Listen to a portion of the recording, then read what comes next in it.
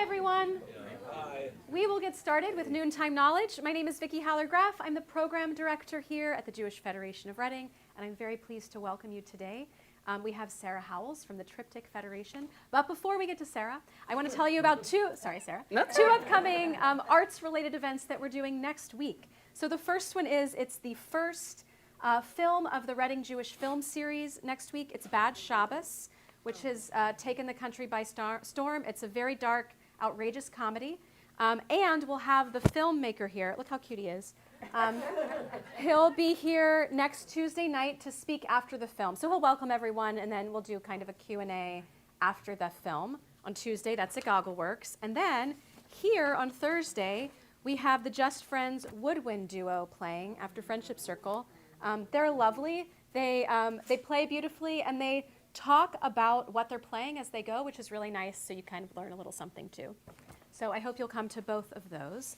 And today I'm very happy to welcome Sara for real this time. Thank you, Vicki.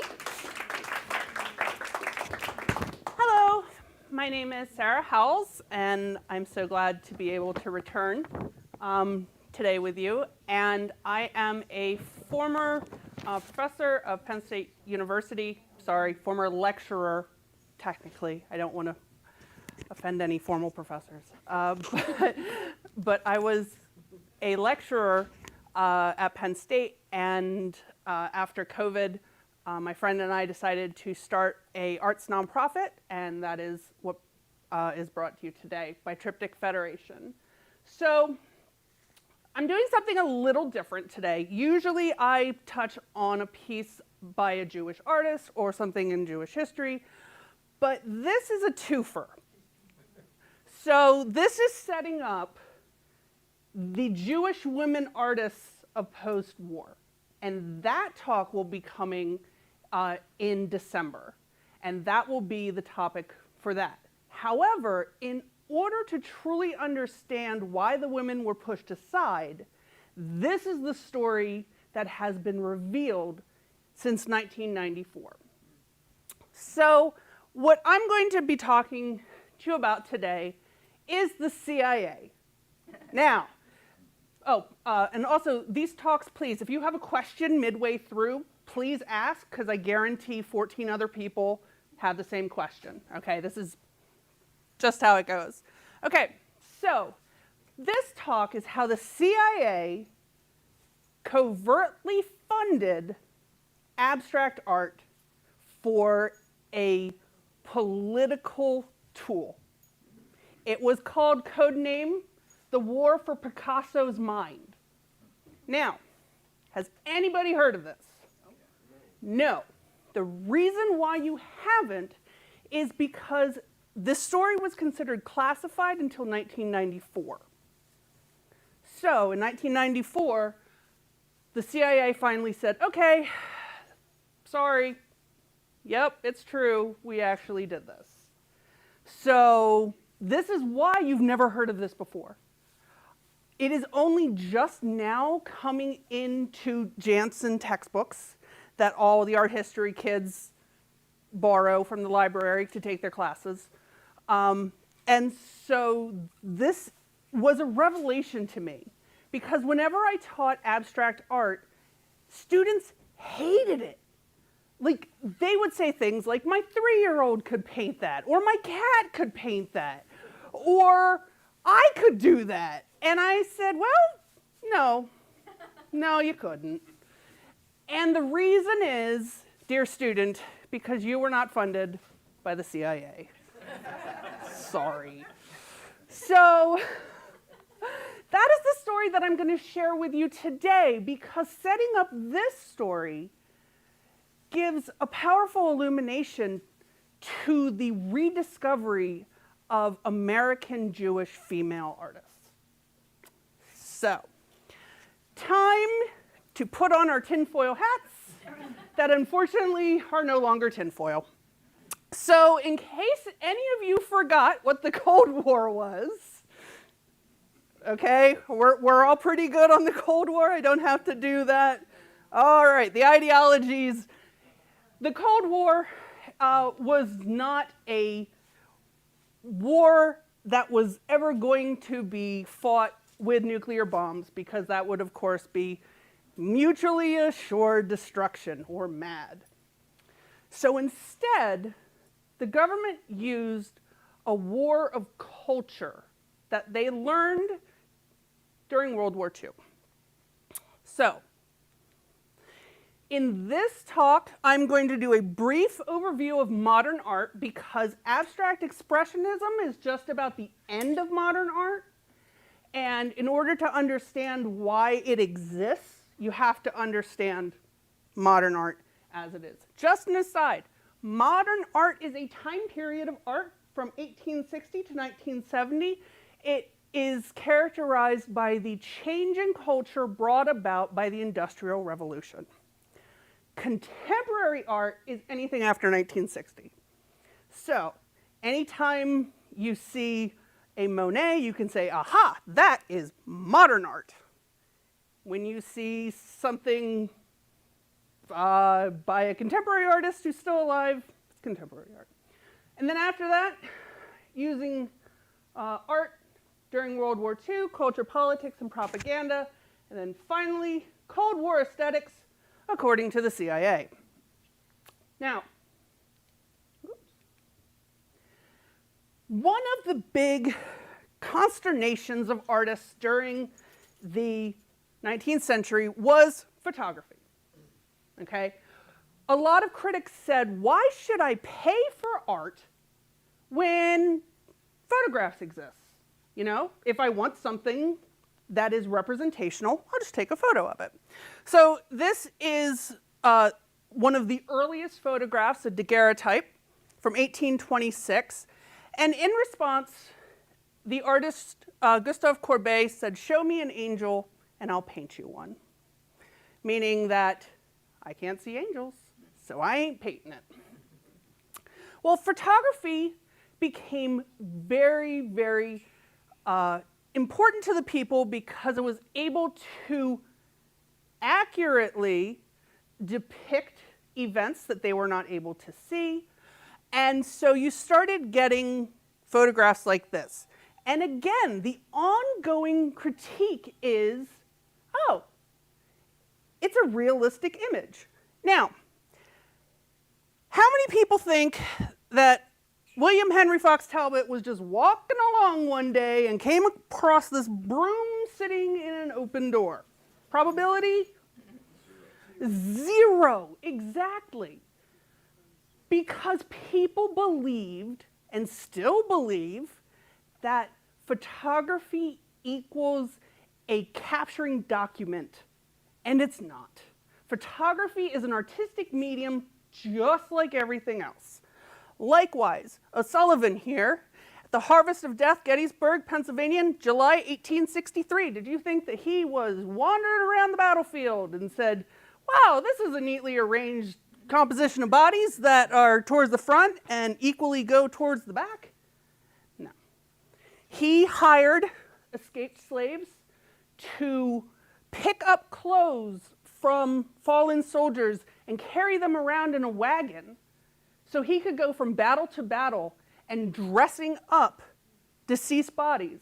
So much so that he had both northern and southern uniforms on equal display. So, the power of photography, even from the beginning, was not of the utmost importance in documentation. It is another form of art. So, in response, there was a group of artists called the Impressionists.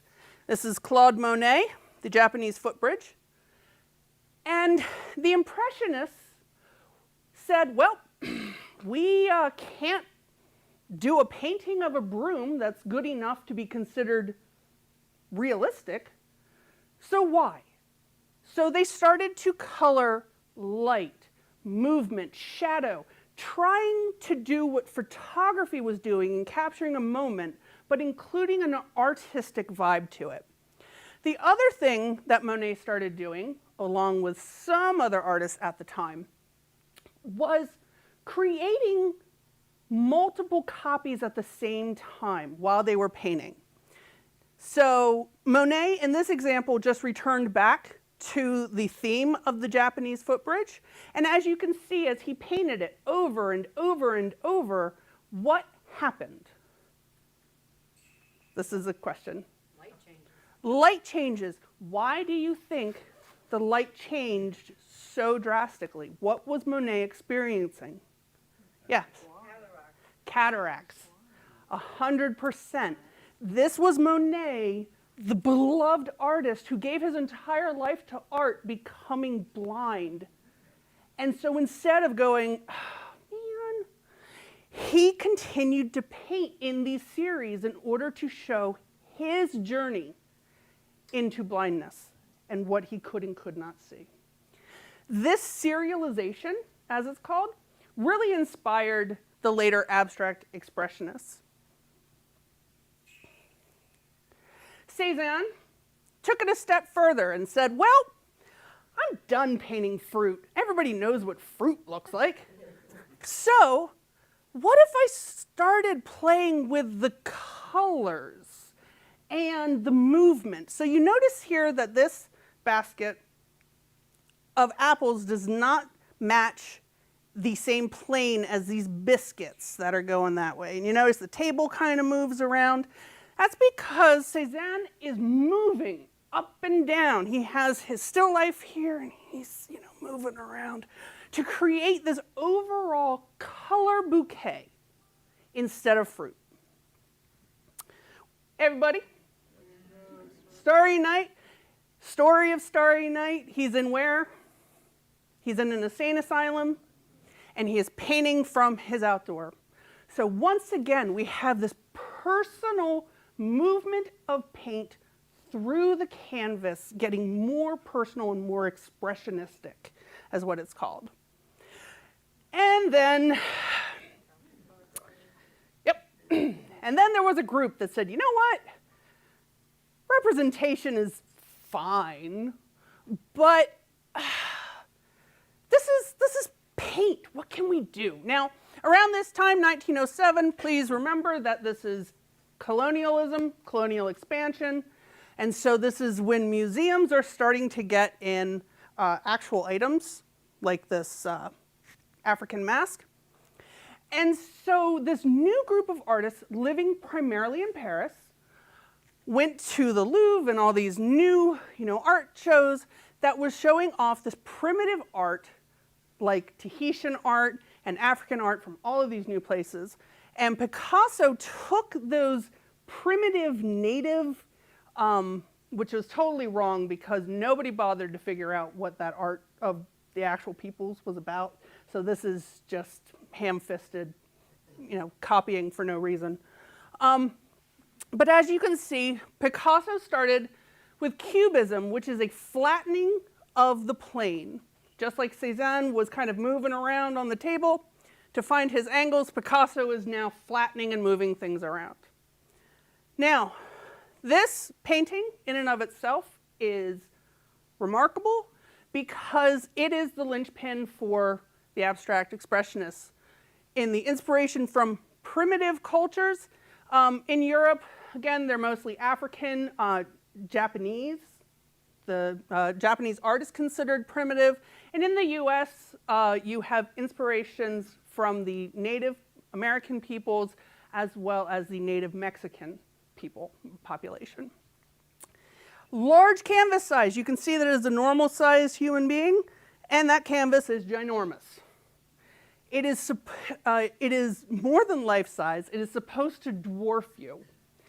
Typically, canvases this size were only considered worthy for history paintings, such as Napoleonic battles, things like that.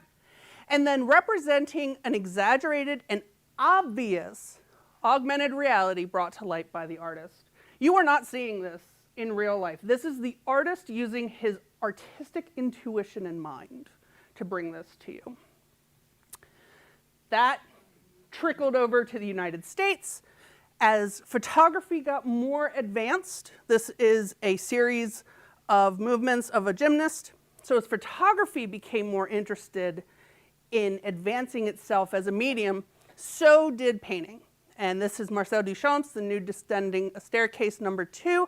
And I hope that you can see that this is a young woman. There's her rear, and she's kind of just sashaying down the stairs. Okay? So this caused a stir. This is one of my favorites. Okay. However, this notion of repetition wasn't just an interest in the camera. It was also an interest in filmmaking. And this is Bala's Dynamism of a Dog on a Leash. This is one of my absolute top 5 favorite paintings. It is so cute.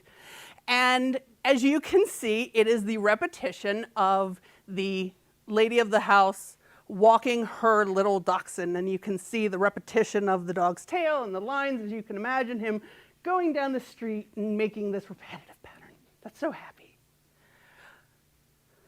Well, when the war came, all this happiness came to an end as artists did the only thing that artists can do, which is try to make sense out of a disjointed world, which is what created Dada. Dada is an art movement that is a political art movement, and it is anti-art. It says, we've gotten into World War I, we've killed our own family members, how is the world at all make sense? It doesn't. And since men have been running things, why don't you let a woman have a view of what's going on? And this is, full name, Cut with a Kitchen Knife Dada Through the Last Weimar Beer Belly Cultural Epoch of Germany. And I guarantee you that was on every single test to make sure that the students were memorizing the titles. And in this work, Hannah Hawk is a first woman. She is taking her images not by her own creation, but from magazines and mass media. She's cutting things out and she's putting them in little groups. This was taking chaos and trying to put it together. Now, please keep this in mind, because after the atomic bomb fell, the groundbreaking shift in human understanding and human consciousness in terms of science, what they thought was possible, how large, how small things could go, was the same cutting division that this piece did. And so here we have the combination and the culmination of a bunch of really confusing and just humanity-changing events and how individual artists tried to make sense of them.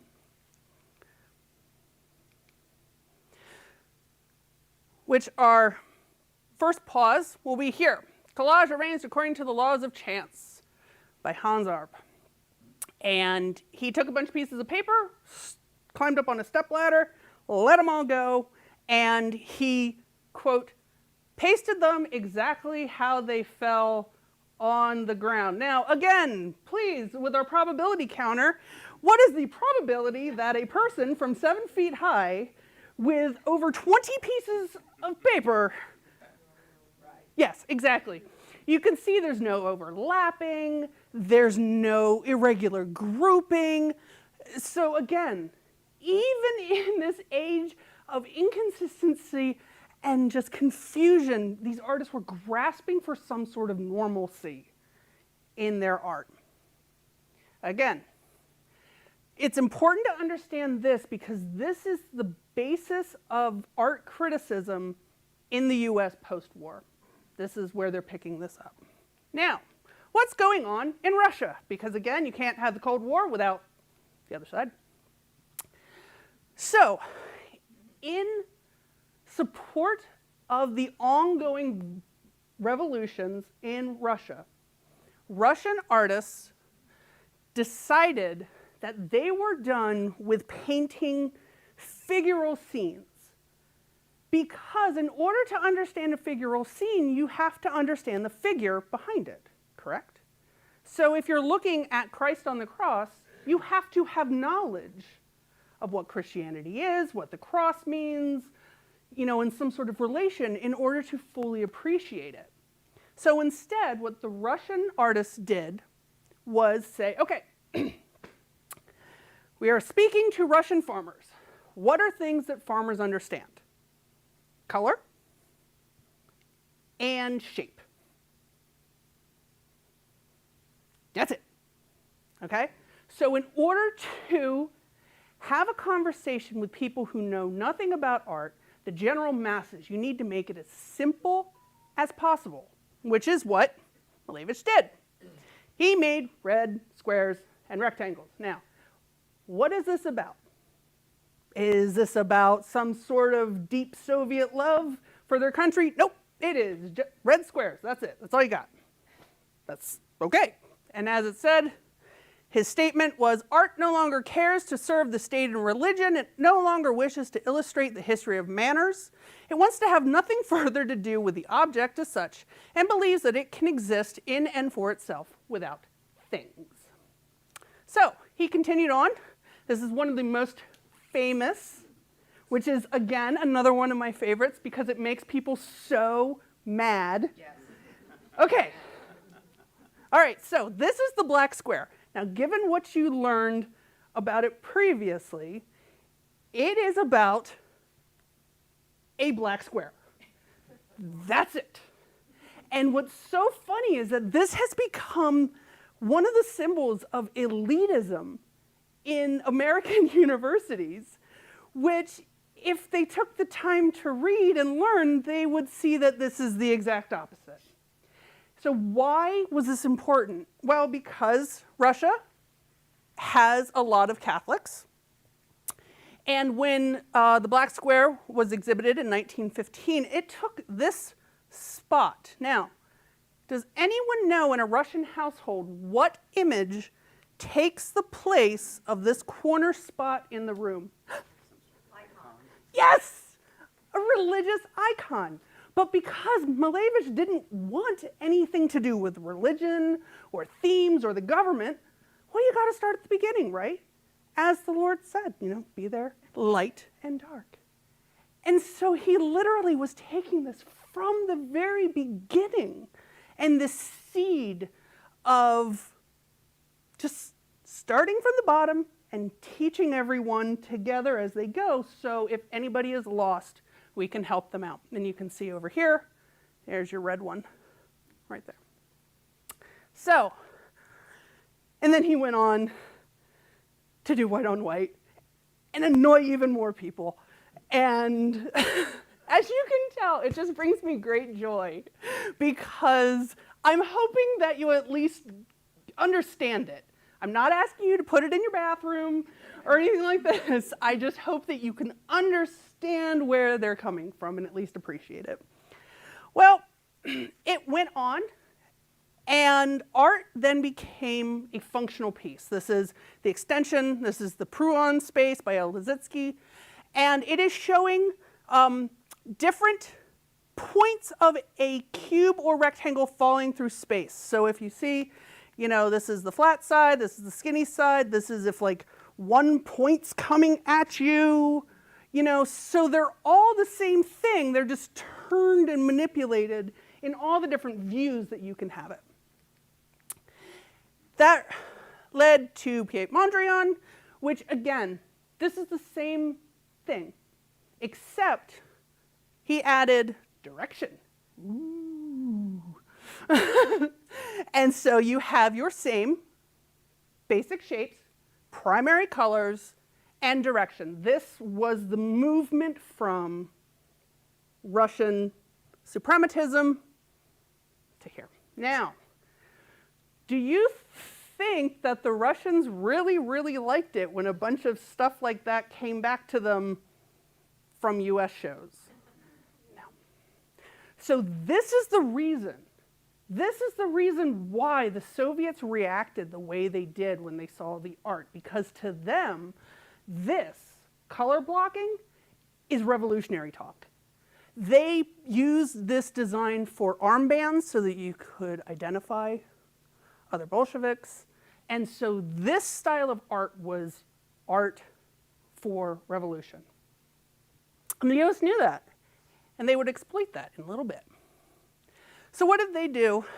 Well, right before the war, this is what Russian art had come to. This is Kandinsky, And Kandinsky wrote an accompaniment, this big book, that wrote out and explained all of his theories because he knew that people weren't smart enough on their own to figure out all the metaphysical layers that he was describing to them.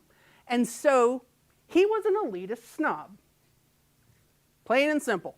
However, he was an elitist snob who still had a point of view. Well, not after 1936.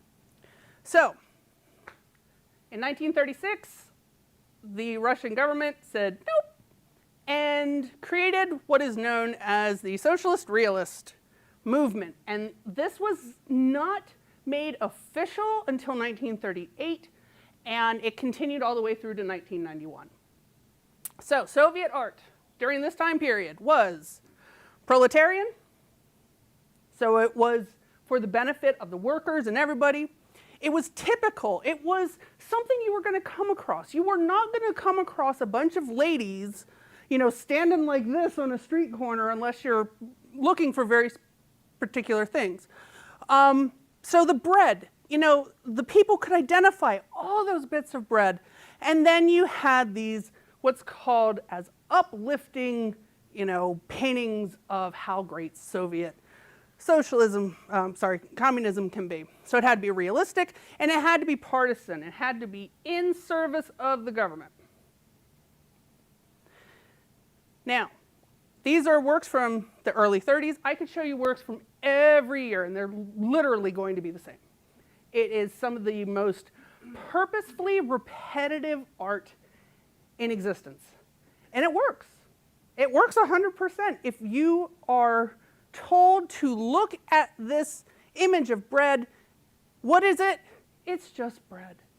It's no different than the message, oddly enough, of Malevich when it was just a black square. But this is highlighting how great the Soviet Union was. Well, in the US, after World War II, a bunch of artists and intellectuals fled to the United States. They mostly came to New York, and they were employed in universities like Harvard, Princeton, Yale, all the big things, all the big places. So our friend Marcel Duchamp, who was the artist who painted the woman going down the staircase, he had to submit an artwork for one of the armory shows in New York. And he didn't know what to do. And then finally, he was walking past a plumbing shop. And he saw in the window this urinal. And he said, "That's it. That is my urinal." So he bought it, flat out, put his name on it. He wasn't so sure of himself that he put his actual name. He put Armut. And then he dated it in 1917 and put it on a stool, a plinth. This is a new type of art called the ready-made. And it's an artwork that is made by procuring a found object and minimally adjusting it so you can still tell what the original object was. It retains its non-art function but becomes art because the artist deemed it to be. This is the magical point in time when the artist becomes all-powerful and you can look at a work and say, "Ah," and they go, "Yep, that's art, and it'll cost you $5,000. Well, this made everybody mad. I'm not going to lie. It was destroyed the first night of its creation, and Alfred Stieglitz, you know, took the picture of it, and it became a disputed artwork, and people wrote poems to defend the artwork. Well, so, because Dada was about the absurd, Surrealism is about dreams and this Freudian state, okay? So, this is Merritt Oppenheim's Luncheon in Fur, and this is a surrealist work that is taking a physical object modifying it so it is just a teacup and saucer, just regular porcelain, and then she glued rabbit hair to it. It is completely enclosed, and also the spoon is also. So in this surrealism, it is for you, the viewer, to justify the use and the texture. Because, can you imagine drinking hot tea out of a rabbit-lined cup? No, it would be gross. But this is a commentary on the wealth and excess and, also feminine works versus masculine works. And there's also a bit of gender and sexuality in there, and if you're interested, we can talk about that later. Surrealism, this is probably what you're more familiar with. This is Salvador Dali's The Persistence of Memory. And this is Dali's inner fears of not being able to speak with women as floppy time. Because the longer he cannot speak with women, the more time passes. And this has to do with his Catholic guilt. Again, sexuality, I can explain that afterwards. So this is where the art world is coming to when the CIA steps in. Lastly, there's Freud and then there's Carl Jung. Carl Jung believed in a collective unconscious. He believed that every single human has touchstone events in their lives that bring us all together. And so through working as one community and trying to regress ourselves to those more primitive times, then we can uncover what is really inside of us. And this style of surrealism is known as biomorphism because it is done by automatic drawing, which is when you close your eyes, hold a pen, and you just kind of let yourself, rock and everything like that. And then when you're done, you come back and you put eyes on it and you go, oh yeah, that kind of looks like a thing, and So, we are now up to the time of Jackson Pollock, believe it or not. And I'm going to, yep. So, Jackson Pollock became his own artist during the war, and during World War II, Adolf Hitler really hated modern art because he was an aspiring painter, and because it did not match the style of art that he liked, no one else could like it either. And so he curated shows called degenerate art shows, and they traveled all around Nazi-controlled area, and the purpose of this was to show the people how absolutely horrible modern art is. Do you think it had that effect? No, because it inspired people, and it exposed them to these things, and this type of art made leaders very nervous because the whole point was to take your own thoughts and views and project it into the painting to get a response back.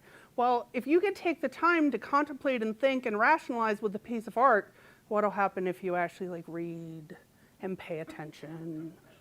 So that is where the CIA got this idea of using art for mass indoctrination and mass control.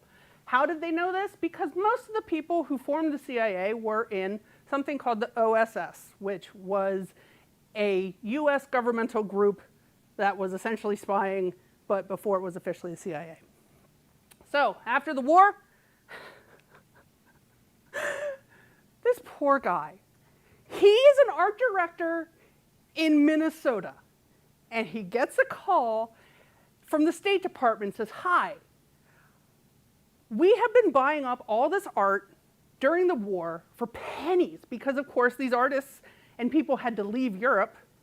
And so, for $50, you could get 50 Picassos. And Peggy Guggenheim did that, which was a previous talk.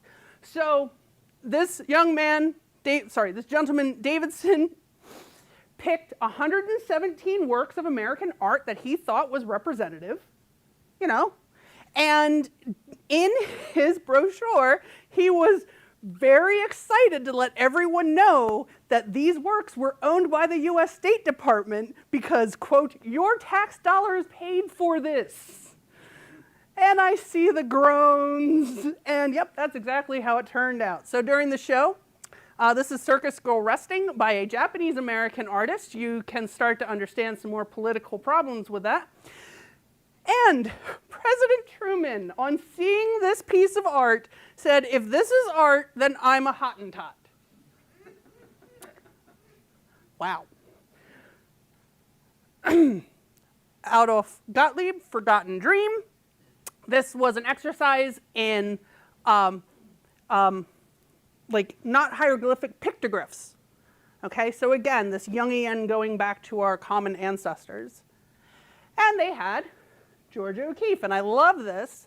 Well, I made you take time to look at what I saw, and when you took the time to really notice my flower, you hung all your own associations on my flower, and you write about my flower as if I think and see what you think and see of the flower. So you can understand that people were upset because as the official gallery booklet and all the promotions said, your tax dollars bought this. Aren't you happy? This is Robert Motherwell. This is an elegy to the Spanish Republic, number 110. And this is his attempt to perfect self-automation of making line, circle, line, circle, line, circle. And this is to represent life and death and the voids in between. Well, the US government people were enraged. And so the government said, well, we can't do that again, so how are we going to do this? Well, oh, sorry. Yeah. So they said, we can't let people directly associate with us, but if we give the money to other people and they distribute it, it's called the long leash theory. And essentially, artists created art. Wealthy individuals bought them, such as the Guggenheims, the Whitney, the Rockefellers, who all own museums in New York. And then these artworks would be shown as part of the new American art, which would bring paying people into said museums. And then, because so many people came to see it, art critics, who were also paid by the government, would write about how fantastic this stuff was so that it would be put in newspapers by the wealthy people who owned the newspapers in order to influence American culture. So when that didn't work, the CIA went to wealthy individuals and said, hey, can you give us money for foundations? And they said, oh, yeah, sure. And they said, we'll take care of all the paperwork. Don't worry. And so the CIA created shell foundations, which would then distribute grants back to the artists. And because they were not being paid from the CIA or anybody they knew, they were paid by some, MoMA art grant. The artists kept working, which meant that they kept producing for wealthy individuals. Because the wealthy individuals owned or were related to the people who owned the galleries, foreign museums wanted to get in on this new American art because remember, after World War II, Paris and Berlin were bombed, leaving America, and specifically New York, to be the superpower. So these foreign museums said, hey, we'd really like to borrow this stuff, but we don't have enough money because we're trying to rebuild our cities. And they said, hey, don't worry, we got lots of grants for you. See how this self-propelling machine is working? So the CIA, through various little hops and jumps, created the Congress for Cultural Freedom. And this group included not only USA, American artists and intellectuals, but included other authors like Orson Welles and Other things, sorry, I'm starting to get. So anyway, what this group did was figure out where the money needed to be so that the grants could be given, so that the artists could then be paid to make the artwork for the show. So, and just in case that wasn't enough cultural saturation, they also ran, and they, as in the CIA, also ran hundreds of reviews and publications and newspapers, and of course this was a self-fulfilling machine, because in order to be included in these, you had to be a non-communist. And again, we're dealing with McCarthyism now. So, how is this all going to work? How is this all going to work, you're asking? So, they needed a person who they could manipulate, a person who didn't have hard values before and who was a little bit broken. And that's where we come into Jackson Pollock. Pollock was born in Cody, Wyoming, and he was the son of an alcoholic who he himself, Jackson, became an alcoholic at the age of 16. During this time, he would paint with his brothers, and if he were alive today, you would suspect something, because he didn't speak until later. He wouldn't speak to certain types of people. He had to listen to certain songs when he's painting. He was socially uncomfortable, as in during these parties he would fly off the handle and urinate into the fireplace, which just reinforced his Jack the Dripper and this rough mentality. So basically, the government took an artist who was broken and who they could reshape because he was an alcoholic. And they treated him as such. As you can see, before the CIA, and by the CIA I mean Clement Greenberg, who is the critic who is a part of the cultural freedom, who writes for the New York Times and stuff like that. So these are Pollock's paintings beforehand. You know, you have American figuralism that he was working with Thomas Hart Benton. Here is your Jungian cultural uncertainty, back to the she-wolf, and then war. Well, that was a little bit too complicated.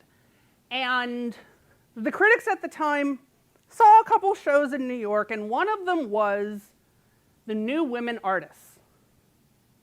And in there was a small painting by a woman who was a grandmother, a Holocaust survivor, who when her grandchildren went to sleep, she grabbed whatever she could from her cabinets and painted in order to work through the trauma of being a survivor. That was seen by the male critics and said, wow, that's so unique.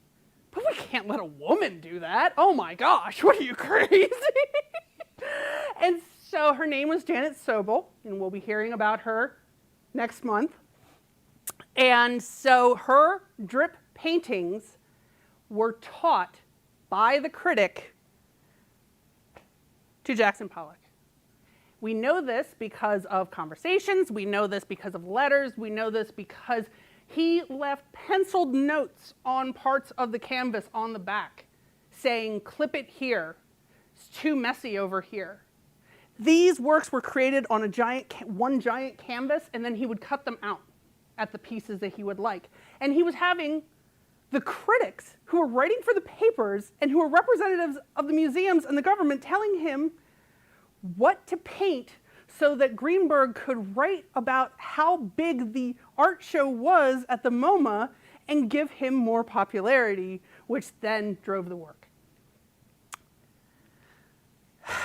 When Pollock started, this is what he created. And this was done on the wall, so it's essentially a giant fresco painting. And Pollock was helped by his wife, Lee Krasner, who's right here. Lee Krasner was an artist in her own right. She already had exhibitions, but she saw something in Pollock. I want to think the best of her, but she turned into Pollock's manager. Okay, which you could see is a little bit of a problem.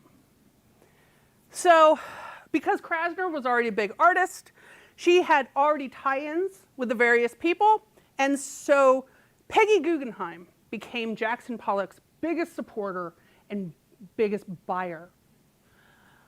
The next biggest supporter would be Nelson Rockefeller, who referred to MoMA as Mummy's Museum. Yeah, sure. What is that painting on the right, and who is in that? That is this. This is colorized. The work is here. Below it. Oh, this one? This is The New Moon, and that's Peggy Guggenheim. That's a work by Jackson Pollock in his Jungian stage, and that's another pictograph one by Pollock. But you can see, though, he had a style before. He had a voice. He had his own work. Right, but the CIA, what message they were trying to show? You'll see. I mean, You'll see. Next slide, almost. part of this war. Yes. Okay, so in the US, this type of art was shown in galleries to gain public support. So, why this? I believe because it showed freedom and you know, a fluidity and a freedom as opposed to that social realism that you showed earlier, all for the worker. I mean, if you look at any of the Russian art that I'm familiar with, and it was more about the worker and modernism and very realistic, whereas this was free motion. Look how free we are here in America. So this is part of this Cold War. You answered your question beautifully. Okay. Socialist realism is figural. It is for the government. It is something that you can see in person. The CIA funded art shows through the Congress for Cultural Freedom and saying, look at this American art.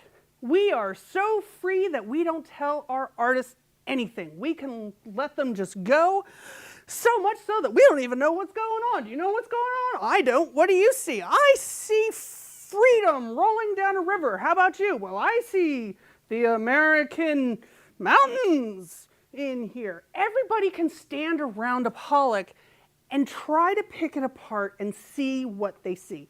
That was the government's purpose and goal, was to create an artwork that was so bad that they could say, look at our art, it's terrible, but you can do that here if you want.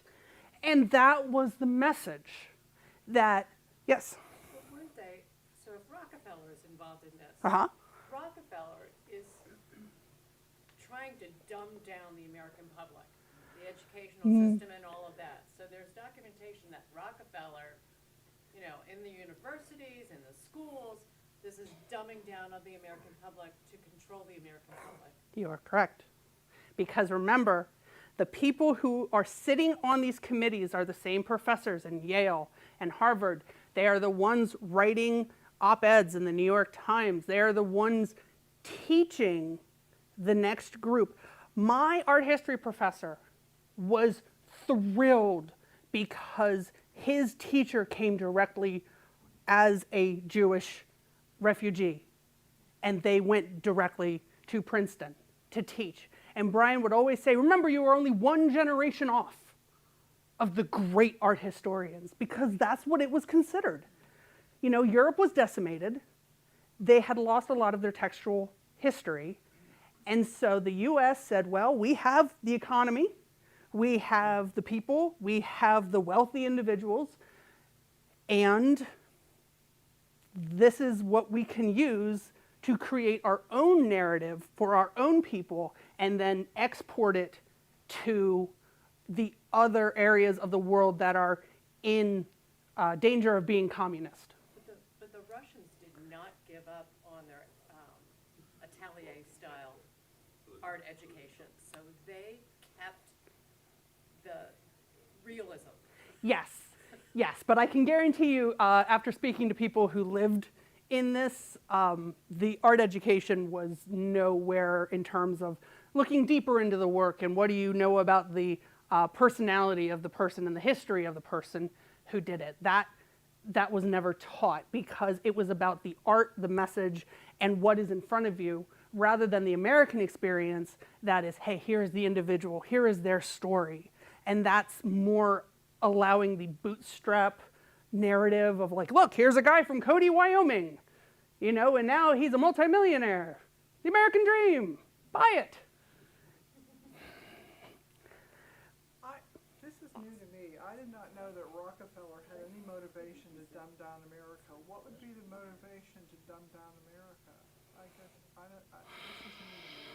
That would have to be a conversation that I would have to research, because I do know that Rockefeller was extremely interested in Latin America because that's where he had a lot of business. Yeah. And then he went into the government and became VP. And after that, yeah. So, but as you can tell, there were multiple cultural and intellectual wars being fought all over. And so finally, in 1950, sorry, we're getting very, very close to over our time. In 1950, Life magazine published, "Is Jackson Pollock, is he the greatest living painter in the United States?" This was in Life magazine.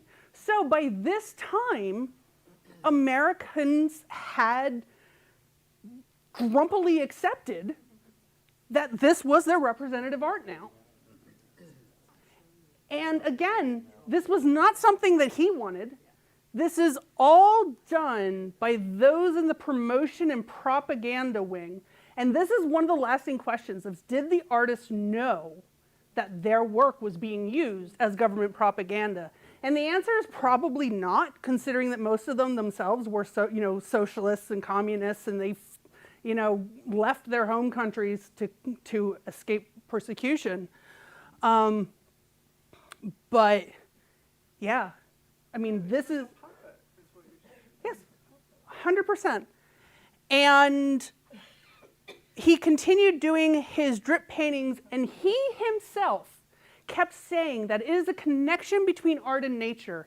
He is inspired by Native American sand painting, and he does this outside because he wants to feel the warmth and the environment that he's doing.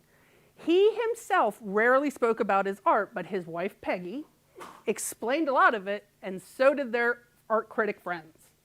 So finally, Pollock became so popular that Hans Nemeth, who was a videographer, director, said, you know what? We have to explain to the people what you are doing. Oh, great.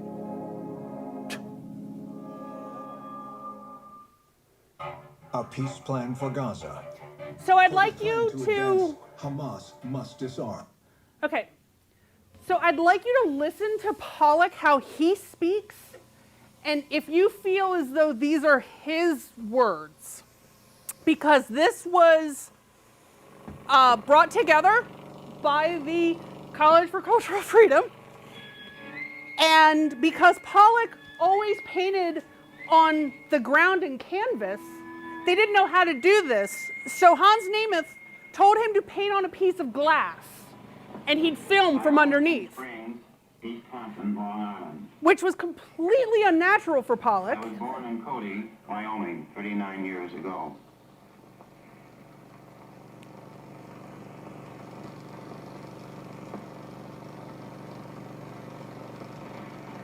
In New York, I spent 2 years at the Art Students League with Tom Benton.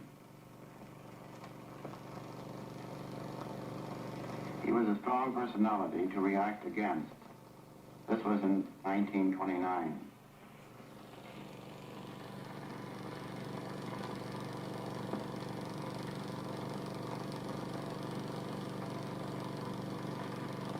I I don't work from drawings or color sketches. My painting is direct.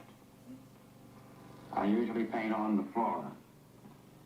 I enjoy working on a large canvas. I feel more at home, more at ease in a big area. Having the canvas on the floor, I feel nearer, more a part of the painting. This way I can walk around it, work from all four sides, and be in the painting, similar to the Indian sand painters of the West. Sometimes I use a brush, but often prefer using a stick. Sometimes I pour the paint straight out of the can. I like to use a dripping fluid paint. I also use sand, broken glass, pebbles, string, nails, or other foreign matter. A method of painting is the natural growth out of a need. I want to express my feelings rather than illustrate them. A technique is just a means of arriving at a statement.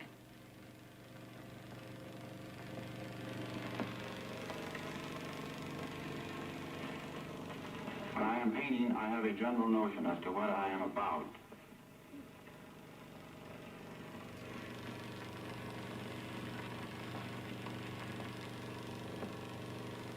I can control the flow of the paint. There is no accident, just as there is no beginning and no end. Sometimes I lose a painting,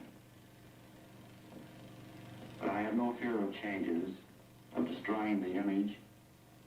Because a painting has a life of its own, I try to let it live. And then to further illustrate Nails are other foreign matter. American art, then they add some improvisational jazz, because that is another thing that was linked jazz and Jackson Pollock. So what was the reaction and response from that? The response to that Hans Nemeth film broke Pollock. He had been sober for about 8 years with the help of his wife Lee, but after being forced to paint on outside of his comfort zone and having to expose himself, drove Pollock back to the bottle, where he died about 4 months later. He also took out 3 passengers. He was driving a car. Yes, he was driving a car. Ed Harris played it. Ed Harris played it. Yes, Ed Harris. I have not actually seen that movie because I have seen so many original Jackson Pollock documentaries that I'll just let Ed Harris. But yes. So Pollock was such a fragile person that the government literally drove him to suicide because he could not be the artist who he wanted to be. Now, everybody usually says, I hate Jackson Pollock because there's no place to look and there's no reason to it. Well, scientists have tried to figure out if Jackson Pollock's work is so upsetting and horrible, then why do we still look at it? Well, the reason is, after many searches, it turns out that Jackson Pollock, in his movements, was creating something called fractals. And if you're a mathematician or if you're a scientist, you know that fractals are a ever-repeating small piece of geometry that usually creates patterns in nature. You see them a lot in flowers, ferns, a nautilus shell. Okay? Yeah, exactly. But if you look at Pollock, and if you take his work, how often can you see this repeating? So I leave you here today with a test. Which is the Jackson Pollock?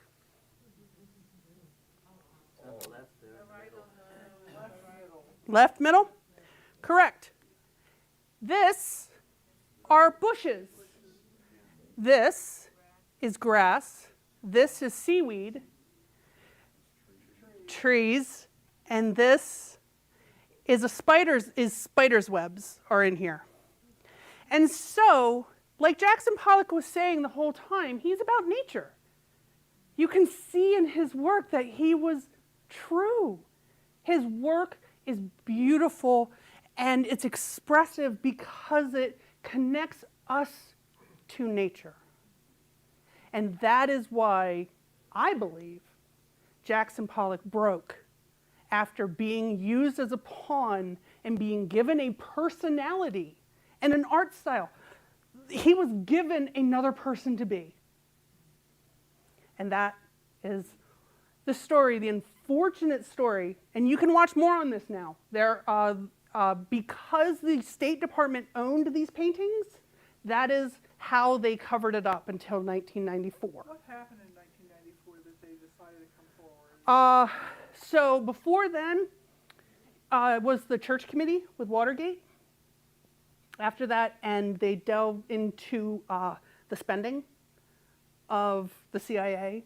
That broke it, but then they kept another lid on it as classified information. They deemed it classified. That's it. The CIA deemed it classified. And then in 1994, it was unveiled. Declassified, thank you. Yeah, it was declassified in 1994, and that's when you start getting books like Who Paid the Piper, which was a British inquiry into the British system that did the same thing. Oh, yeah. I will have to give you the resources because we are way over time. Okay. But the important thing is to realize that this was done with jazz. Louis Armstrong was celebrated on tour around Europe. Same exact thing, jazz. It's this new musical thing that you bring your own freedom to. Yeah. So that is part one of the story. Part two is in December, and that is the women.